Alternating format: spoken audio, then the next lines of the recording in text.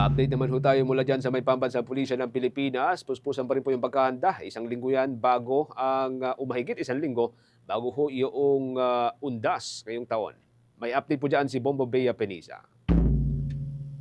Puspusan na ang paghahanda ng Philippine National Police para sa latag ng seguridad ilang araw bago ang undas sa Nobyembre.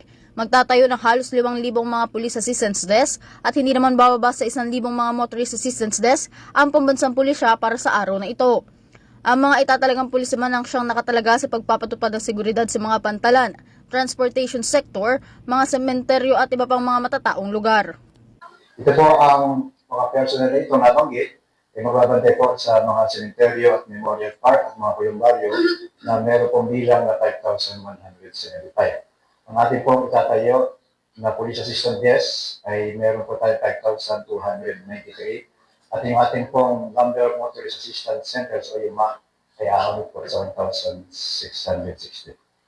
Ang seguridad sa nalalapit na undas, particular po, ito po ay usually po sa security plan para po mag-provide ng security, traffic control, manage public safety para po sa places of convergence, particular po sa mga terminals and ports po.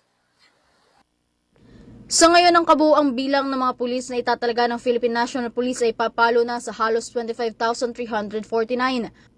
Maliwanag dito Wanyo, ang bilang na ito ay pansamantala pa lamang dahil maaari pa niya itong madagdagan matapos ang ilang mga pagpupulong.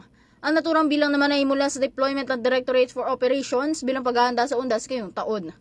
Ng ating paghahanda sa Oplan Undas.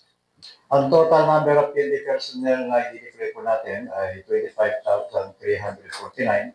Ngunit kasalukuyan po ay meron pong staff conference na i-update po ito ng ating mga regional offices at ating mga regional directors kung kinakailangan pa po itaas ang numero.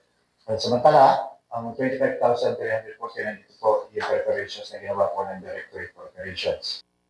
Maliban naman dito ay magkakaroon rin ng augmentation mula sa lokal na pamahalaan at iba pang law enforcement agencies para tumulong sa pagpapatupad ng seguridad sa mismong araw nito.